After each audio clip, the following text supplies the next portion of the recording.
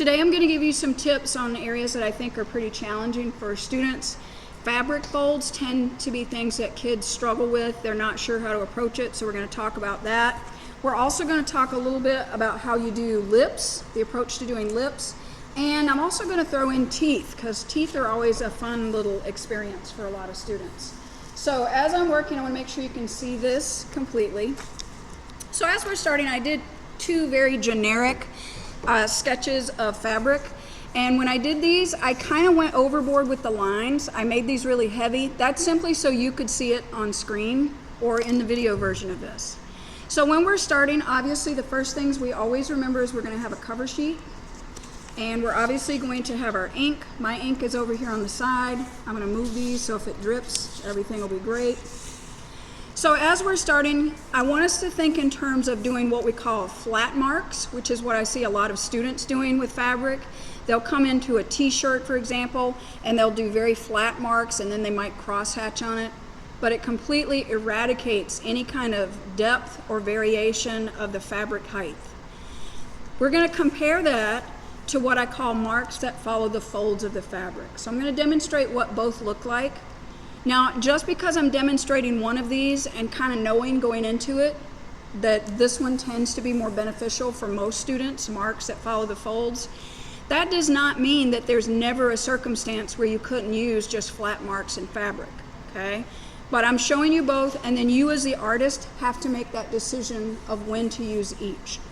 So as I'm starting, I'm going to engage my tip here, get some ink on it.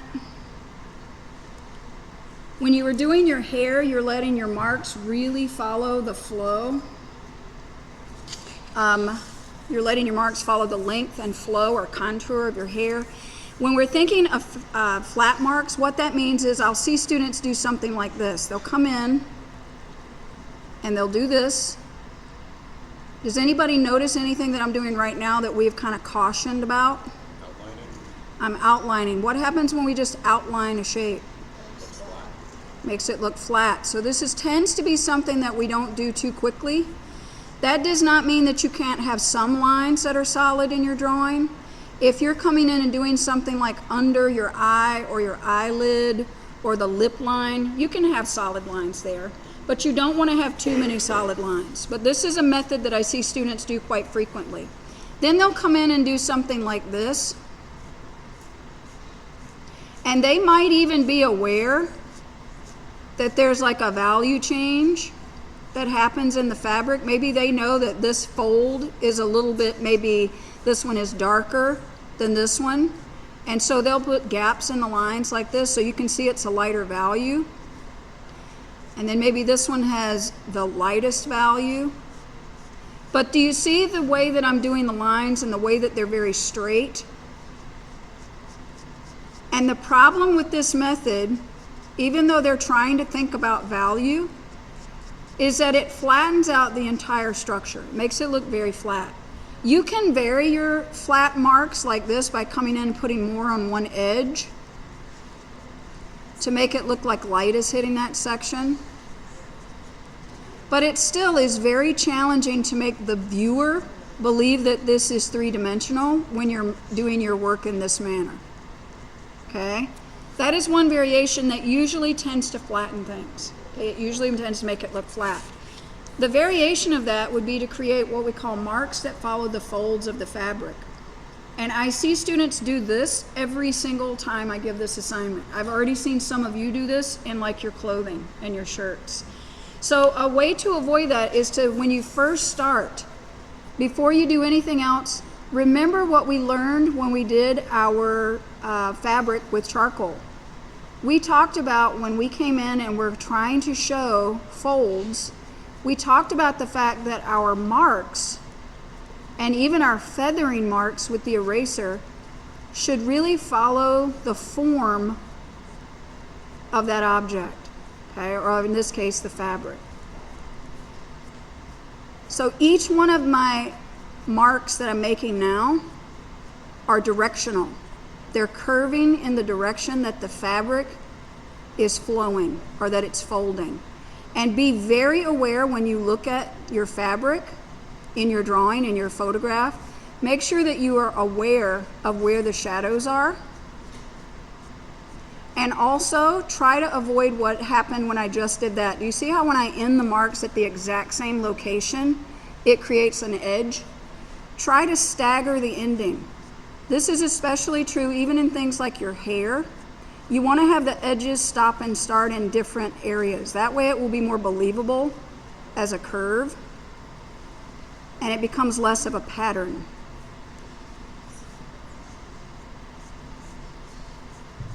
And we're just, even if the fabric is a darker value, like maybe you've got a dark piece of blue fabric.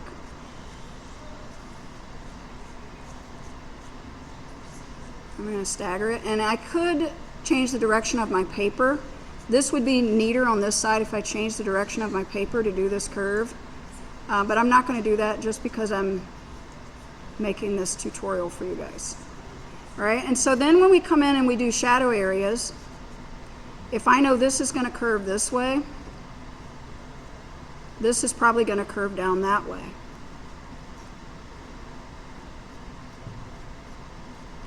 So it's looking at things logically and trying to figure out, like, how would it actually curve?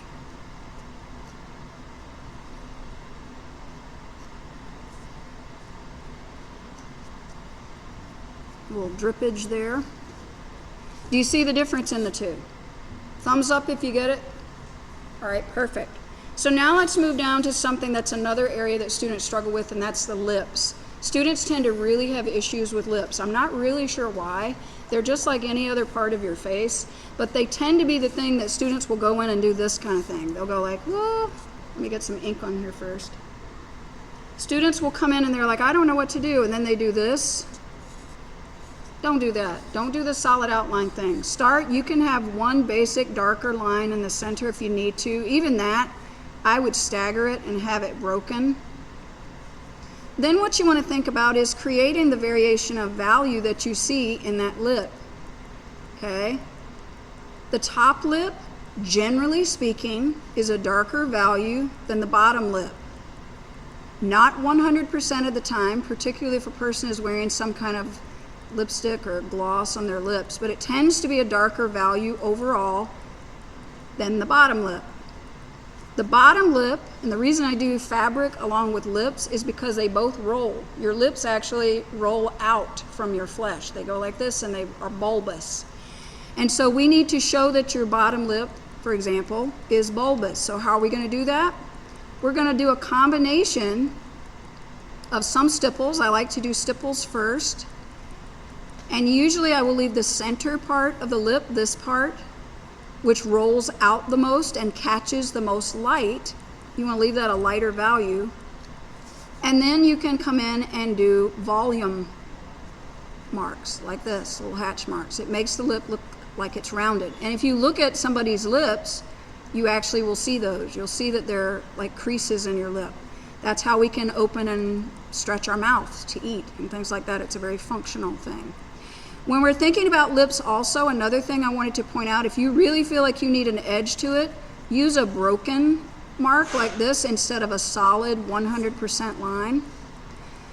The other thing in terms of lips that fade into your mouth above it and the area up in here where you have this little divot that runs up from your lips to your nose, you want to come in and realize that most people have a slight highlight that happens above the edge of the lip line. So there's a lighter value right through here that then goes into this little trench that is shaded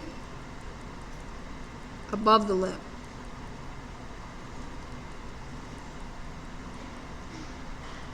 Is this making sense to everybody? Thumbs up if you get it.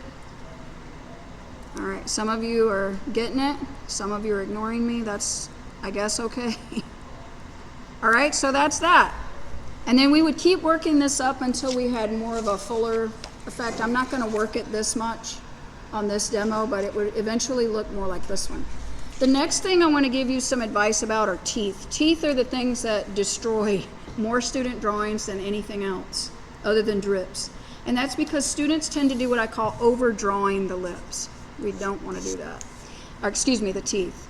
So what I will see students do frequently, they will come in and they've done a pencil sketch of their teeth, and they'll come in and they'll do stuff like this. And they do a very equal pressure line around all of the teeth. When you do that, you're going to look like a really freaky, scary creature. So I would avoid doing that. Instead, when you're doing the teeth, come in and do that broken edge and have some sections of the tooth that are more solid, and then break it and divide it.